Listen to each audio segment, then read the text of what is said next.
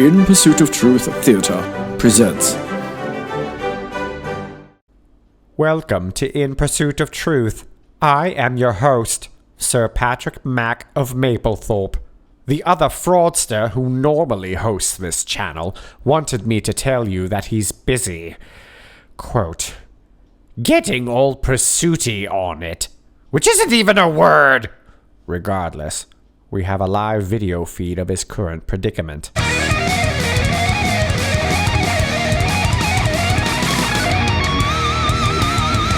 Riveting, I'm sure. He would also like to let the newer viewers know if you have not yet seen the first Weatherman video. Well, here it is, and you can check it out. And I'm not really sure why he made a part 2, because the first one was boring. No matter. He says the second one will be even more pursuity. Oh, come on, people, it just means it's going to be longer. Alright, well, I better step in, because that was a horrible intro. I'm over here at datacenterdynamics.com. German police raid NATO bunker data center used for illegal activities.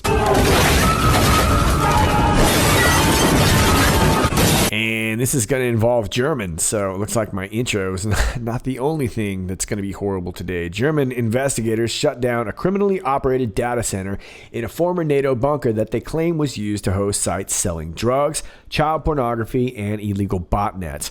More than 600 police officers stormed the CyberBunker data center in Traben-Charbach, western Germany, where they seized roughly 200 servers. 7 people were arrested. Prosecutor Jürgen Bauer told reporters that alongside the 7 arrests, the long-running investigation has 13 people aged 20 to 59 under investigation. None of the suspects were at the data center at the time, with the arrest taking place at a local restaurant and in Schwalbach outside Frankfurt. There were separate raids in the Netherlands, Poland, and Luxembourg. Wait a minute! There were separate raids in the Netherlands, Poland, and Luxembourg.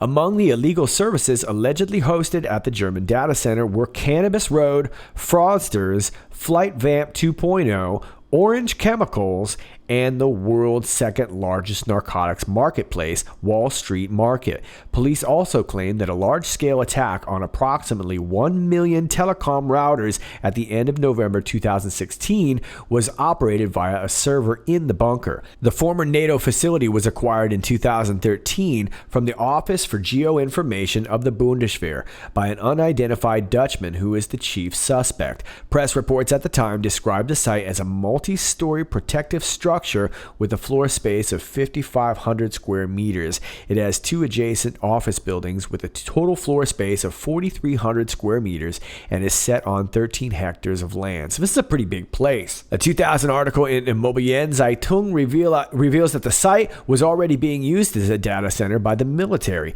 and has 4 underground stories reaching a depth of 25 meters. The Dutchman, now 59, upgraded the bunker in order to make it available to clients, according to our investigations, exclusively for illegal purposes, Regional Criminal Police Chief Johannes Kuntz said. I think it's a huge success that we were able to get police forces into the bunker complex, which is still secured at the highest military level, Kuntz added. Remember, this was a NATO bunker, so this was seriously guarded right here. We had to overcome not only real or analog protection, we also cracked the digital protections of the data center. When the bunker was purchased in 2013, the buyer was not identified but said that he was also involved with CyberBunker, the alleged operator of a Dutch data center in its own Cold War bunker.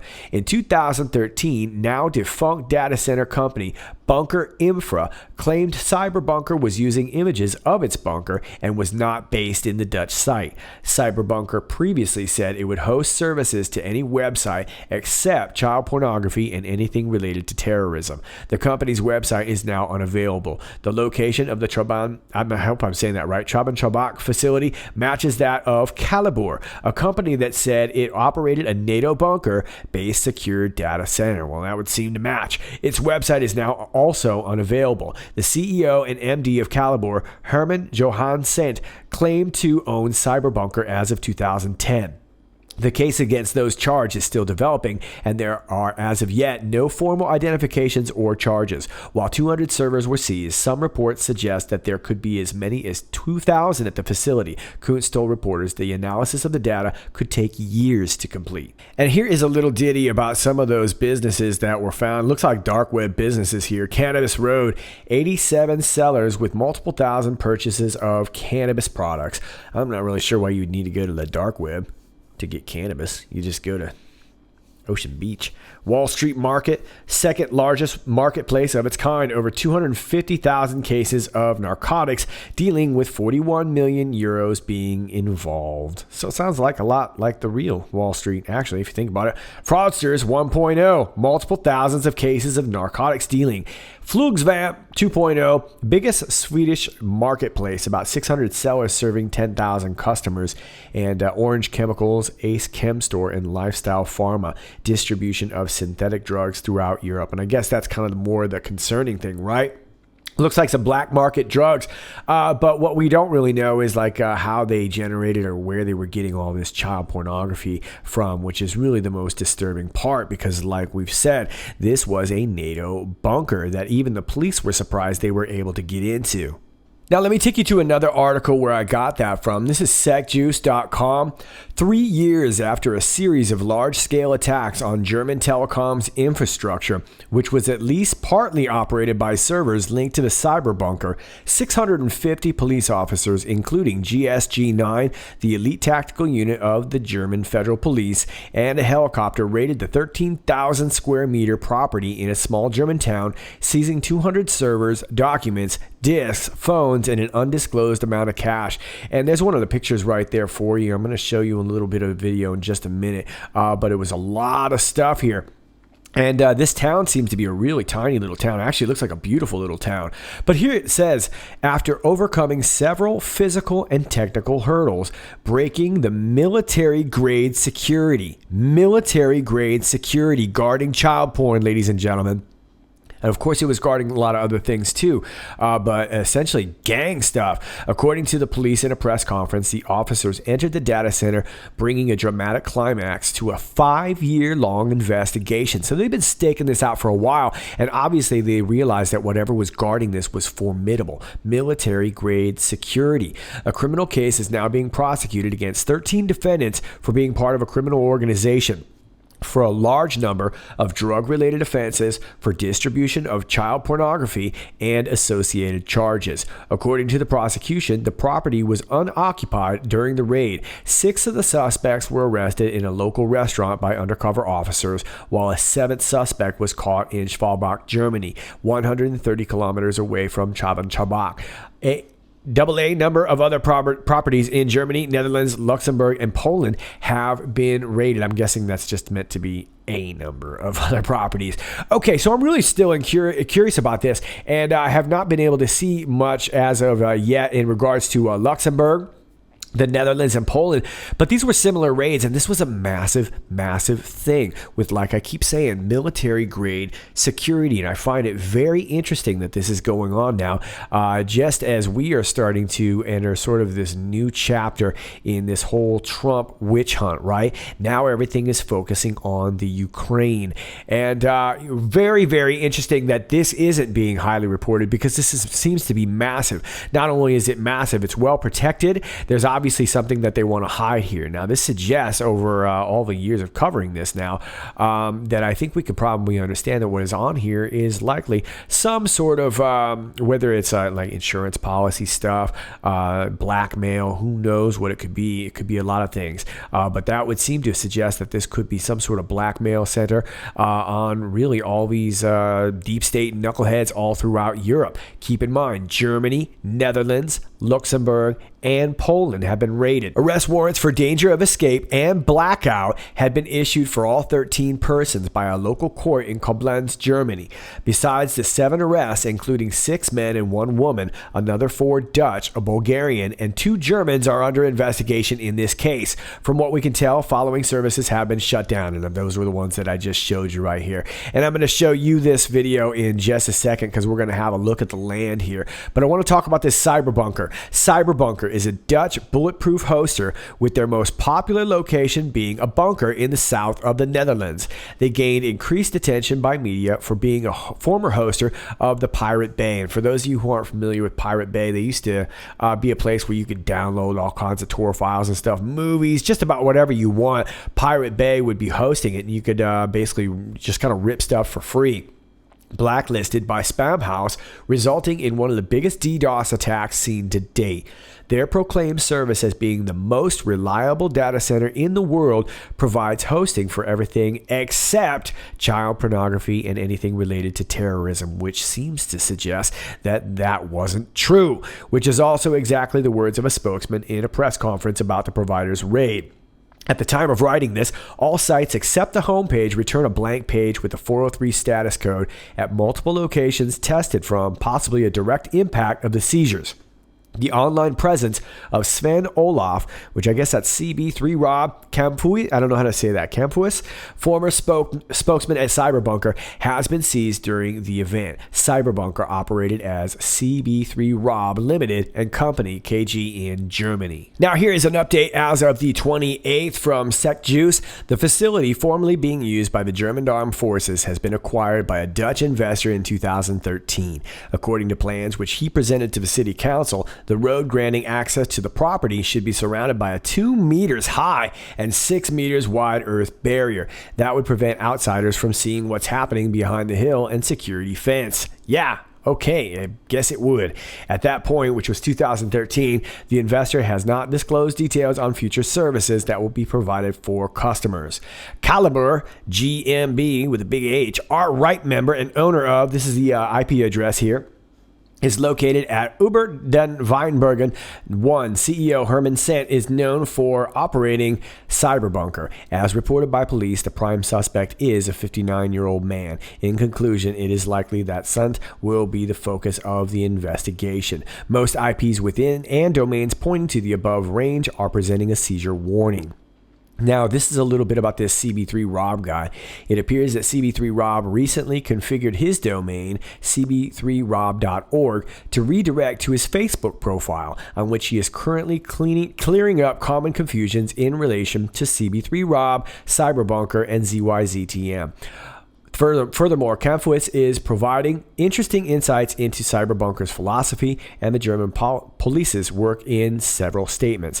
Either way, to my knowledge, servers have always been provided by all front operation companies protected by the Republic of CyberBunker. On a we deliver the box, we give it internet access, you get the root password of the base install, and whatever goes on it after, you get the password is purely your problem as a customer. Okay, so it sounds like they're trying to distance themselves, and rightfully so, it makes sense. And here's his tweet right here from Sven Olaf von Kampuis. One starts to wonder if the German police think our clients are so utterly criminal, then why did they never produce an actual court order to terminate those individual contracts, and instead come storming in like they're effing Al-Qaeda? As stated before, we do not terminate contracts without a court order. That is our effing right. Okay, well, I do want to point out that is their right. And no, your Storhaft already was gekippt. Your Storhaft was already gekippt by your... oh boy. By your Bundesverfassungsgericht over some lame copyright crap regarding open Wi-Fi's. So that no longer flies. LOL. Now is the public statement. The accusations raise the question whether an extensive investigation over several years with a massive rate of this dimension was the right way to take the illegal websites off the net. And here it is on the Googly Maps, just top center of your screen here, Caliber. And it looks to be settled in, like I said, a really nice area, kind of a landmass in the middle of what looks to be a river tributary here. Almost feels like an island, but it is not. But yeah, it's kind of in the middle of all this forest, and it's a huge property. Unfortunately, I can't help out with the German around here because ich sprechen kein Deutsch. I know speaking the German is what I'm saying, but this place is located right next to this MR Logistic. And that looks to be some sort of like shipping company or whatnot. And like I said, unfortunately, hopefully our German-speaking friends could help out a lot on this. But like I said, beautiful area. These are the offices right over here. And of course, that looks like some sort of strange symbol right there. But overall, settled into this beautiful landmass, perfect area to guard your drugs and kiddie porn on the dark web with military capability. Yeah, okay. Other odd thing I notice here is that really in regards to Caliber, when you search this on the mapping map, this is the picture that shows up. Okay, well, I've yet to find much more on these other locations, but here's another article from KrebsonSecurity.com. And first, let me show you the schematisch right there. As you can see, this was a pretty sophisticated operation. And like I keep pointing out, this was, something that was obviously very formidable, which means that they knew that whatever was inside there had something that they didn't want people to see. According to historic Whois records maintained by DomainTools.com, ZYZTM.com was originally registered to a Herman Johan Sant in the Netherlands. CB3Rob.org was an organization hosted at CyberBunker registered to Sven Kampfuss, a self-described anarchist who was convicted several years ago for participating in a large-scale attack that briefly impaired the global internet in some places. And there he is right there. It looks like he's a little bit, they describe him as a Bond villain. He does look a little bit like a Bond villain. There you go. Both 59-year-old Sant and Mr. Kampfuss worked together on a previous bunker-based project, a bulletproof hosting business they sold as CyberBunker and ran out of a 5-story military bunker in the Netherlands. That's according to Guido Blau, director of Disaster-Proof Solutions, a company that renovates and resells old military bunkers and underground shelters. Blau's company bought the 1,800 square meter Netherlands bunker from Mr. Sant in 2011 for $700,000. And there he is right there, also looking kind of like a Bond villain if you think about it. Media reports indicate that in 2002, a fire inside the CyberBunker 1.0 facility in the Netherlands summoned emergency responders who discovered a lab hidden inside the bunker that was being used to produce the drug ecstasy. How about that? Blau said nobody was ever charged for the drug lab, which was blamed on another tenant in the building. Blau said Sant and others in 2003 were then denied a business license to continue operating in the bunker, and they were forced to resell servers from a different location, even though they bragged to clients for years to come about hosting their operations from an ultra-secure underground bunker. And here's a bit about Kampfuss. Kampfuss was later arrested in Spain on the DDoS attack charges. He was convicted in the Netherlands and sentenced to time served, which was approximately 55 days of detention prior to his extradition to the United States. And these are some of the servers here that were seized. Look at all those servers. Boxes and boxes. A 2015 expose by the Irish newspaper The Sunday World compared Mr. Sant, pictured below, to a villain from a James Bond movie and said he has been seen frequently associating with another man, an Irish mobster named George the Penguin Mitchell, listed by Europol as one of the top 20 drug traffickers in Europe and thought to be involved in smuggling heroin, cocaine, and ecstasy. And finally, here's some of the pictures from the CyberBunker back in the day. As you can see, it's a little bit dated, but they updated it. Here's what it looks like now after being renovated by Blau's company and designed as a security operations center. Yeah, much more sleek. So there you go. This is a really interesting story, and I would love it if some of our German friends could help us out with some of this, because it might help us out in understanding the depth of the story. But this seems to be very, very big. And although a lot of media outlets did hit it in Europe, I haven't heard much otherwise, which suggests that it must be something big. I find it all very interesting, just as we're starting to realize that what originated is this fake Trump-Russia collusion narrative turning into illegal FISA surveillance and, of course, illegal spying that went around all over the world. I find it very interesting as Europe starts to enter the narrative that this goes down. But what we do know is that they found what looked to be a drug operation, dark web stuff, and child porn. Now, we don't know if the child porn was planted there or if they were protecting that. If they were protecting that, I can't help but think that this leads to something even bigger. Like I said, likely some sort of blackmail operation, snuff operation. I'm not really sure yet, but this Campos seems to be kind of a sketchy dude in the first place. Now, obviously, he is innocent until proven guilty. Him and this Kent, who they're still looking for. But here was this 5-year operation that the police force was talking about, which again suggests how formidable this opponent was. They were ready to guard this, military grade, it even seemed like, right? So if law enforcement took 5 years, I can't imagine them just waltzing in haphazardly one day and doing this wrong, even though Campos' claim is that they did this without a court order. So it's going to be very interesting to see how this plays out. But like I said, if this is indeed some sort of blackmail operation, then we could be looking all throughout Europe. This was a multinational operation either way. And it looks like drugs were involved. We know that from the past. So it remains to be seen. But if so, this could be very, very big. And I would appreciate it if you know more about this story. Please feel free to email me. Now, finally, I want to leave you with this. I tweeted this yesterday. This was from a recent from a recent concert. And this was from a band called The Massive Attack. And I've got you drawn up right here. I'm just going to tell you what we see here. The band is playing, and they kind of got all this woke stuff going on in the background. And where I've got it frozen here, you can see this sort of the tail end. That's the little see it right there from a cue. And they flashed the cue right up there. You can see it right next to the Who Killed Epstein. Very interesting. Now they go ahead and proceed. And I'm not going to play the sound because I'll get hit with copyright probably. But they're talking about all kinds of stuff that essentially was true. Bet on the crash, then made it happen. They're talking about all these kind of conspiracy theories and whatnot. Most of them are really, really true. And of course, what I want to point out, there it says behind the screen, they took your data. All true stuff. But I want to point out that there's a lot of flashing lights going on and told how to vote. Then it goes on to a little thing about President Trump. And then it's going to show a little news clip from this guy right here who's reporting on Trump. Again, right in the middle of a concert, Massive Attack is a pretty big band.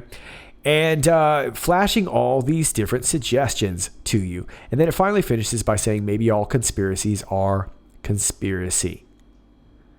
And then the next thing right here says to make you feel powerless. And then finally it finishes with this last phrase right here, which is what I want to talk about. There we go. Suspicion is another form of control. So I know a lot of people were passing this around saying that this is some pretty woke stuff and how cool it is to get Q out. I don't really think that that was the whole point that this band was making here at all. And if you go onto their website, you'll see what I mean, but I'm not going to cast any aspersions on the band. But my point is that suspicion is not another form of control. Suspicion is natural. If you put a robot dog into a pack of dogs, that pack of dogs is going to be suspicious. It's a natural thing to be suspicious. Now, obviously, suspicion can, overrun you and whatever. I don't want to get deep into the theory about it. But I think the point is that even though these guys were looking to be woke by flashing Q, I found it very odd that they flashed it right next to the Epstein. And keep in mind, too, mind control is often used with flashing lights and by using suggestive terms like this. So, again, not casting any aspersions on the band, but I don't think these guys were trying to red pill anybody at all.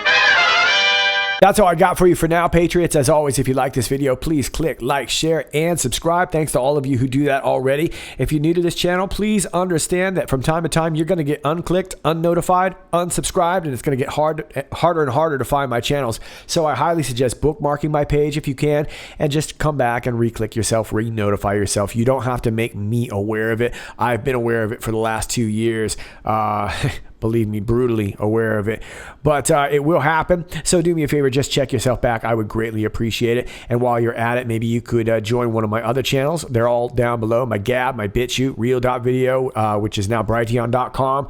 DropSpace, I'm over there on Twitter. My Twitter and my new Gab are both the same, IPOT 1776. That's IPOT 1776. If you got information that you want to share, please email me. Do not DM me. I will not respond. Please email me. Excuse me. My email is down below. My P.O. box is down below if you'd like to share something old school. And if you'd like to help support the channel, my Patreon link is down below. It's all below in the video description, as well as the links that we covered today. All below in the video description. All right, kids, this is Sir Patrick Mack, and until next time, stay frosty.